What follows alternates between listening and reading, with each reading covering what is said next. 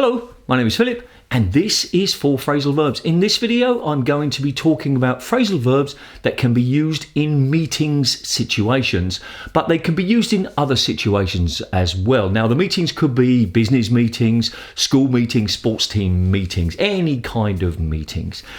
You can see the times that each of those phrasal verbs starts along with the quick quiz and comment practice. They are head up, hand out, point out, and wind up. You can use the YouTube's chapter dividers to jump straight to one of those sections that you want to, but there's also quick jump links in the text description. So let's get started.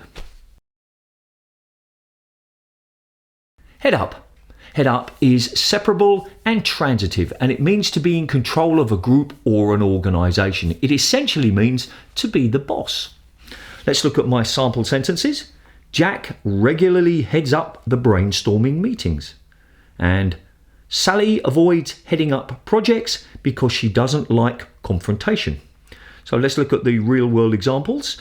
This one is Helen Thomas to head up BBC Radio 2. So that means that Helen Thomas is going to be the boss of Radio 2. And the next one, Andrew Neil leaves BBC to head up news channel GB News. Now both of those, as you can see, have got nothing to do with meetings. They are related to the jobs. So I've put this phrasal verb in the meeting section because somebody has to head up a meeting. And you might ask, who is heading up this meeting? Who is in charge of this meeting? Hand out is separable and transitive, and it means to distribute something. So in the case of the meetings, you might hand out some documentation that people need to see for the meetings, or it could be something more physical. It doesn't have to be paper, could be some other things, and we'll see those in the real world examples. So let's look at the sample sentences. Sally hands out the data and lets her team discuss the implications. Jack has finally stopped handing out documents and now sends emails instead. So let's look at the real world examples. COVID, police hand out £70,000 fines at 2 Mayfair parties. Now this isn't a physical thing. It's the idea of a document or a piece of paper that says you have been fined. But this is more of an abstract idea, but it still means to distribute something, to give something. And Singapore hands out coronavirus tracing devices. Now this is a physical product and they are giving those devices to people. So again, both of these examples not used in meetings, but it can be, and that's why I've included it in this group. Point out. Point out is separable and transitive, and it means to tell somebody something. Now, it can also be in a very abstract idea that you don't say, look at this piece of information, you can just highlight a piece of information. So let's look at my sample sentences. Jack tries to point out mistakes in documentation in a friendly way. And Sally is always pointing out other people's mistakes, but forgets about her own. Let's look at the real world examples. And this one is BBC insiders point out that executives have been examining alternative funding models.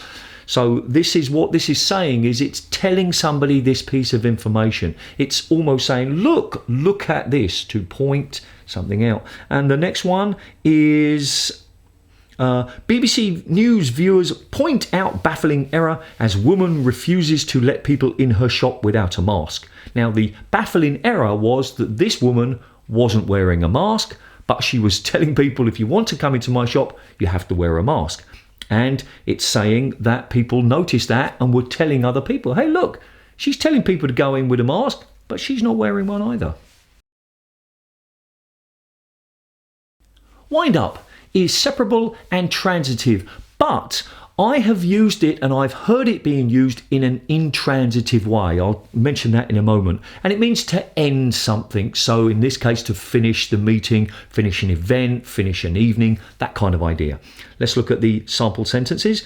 In Sally's company, they wound up meetings with a group hand gesture. And Jack liked to wind his online meetings up with a brief summary. Now the intransitive use, it would be, imagine you're in a meeting and the person who is heading up the meeting would say, okay, let's wind up. And what that means is, let's bring this meeting to a close. Let's have some final statements or some summaries, and then we can go and do whatever it is we want to do. So anyway, let's look at some real world examples. And I have to admit, I found it difficult to find real world examples, not because it's not used, partly because it's more spoken English, and partly because wind up does have other meanings. It can be to do with watches, and it can be to do with ending companies. But anyway, this first one's quite interesting. Comes from the New York Times from 1894. So I want you to sort of see that phrasal verbs are still used today, but were used many, many years ago too. All right, and it is closing day at Jerome Park. This is a race course.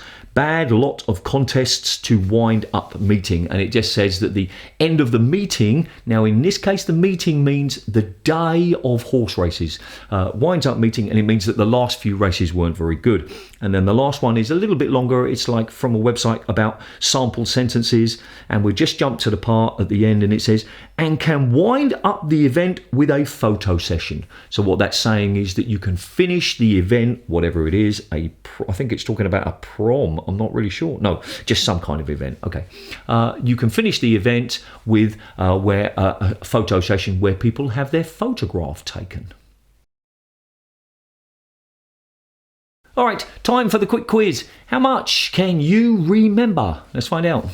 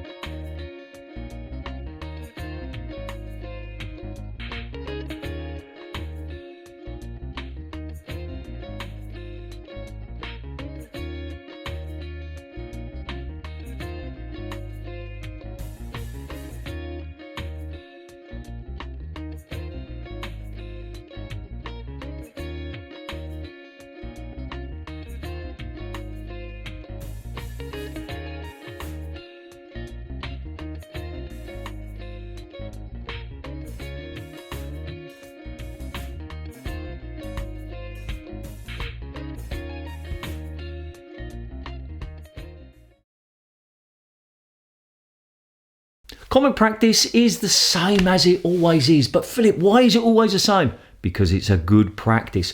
I would like you to write a long sentence or short paragraph using each of the phrasal verbs. Now, if you can tie them into one theme, that would be fantastic. And considering that they can all be used in meetings, this should be a little bit easier than phrasal verbs that come from completely different ideas. Post them in the comments and I will provide feedback. Well, there you have those phrasal verbs, perfect for meetings. I hope you enjoyed them. This is a subscription button. If and only if you think my content is useful, please consider subscribing. This is a playlist of some other phrasal verbs, and this is a video that YouTube thinks will be really interesting to you based on what you've been watching. And remember, do something every single day to improve your English. See ya.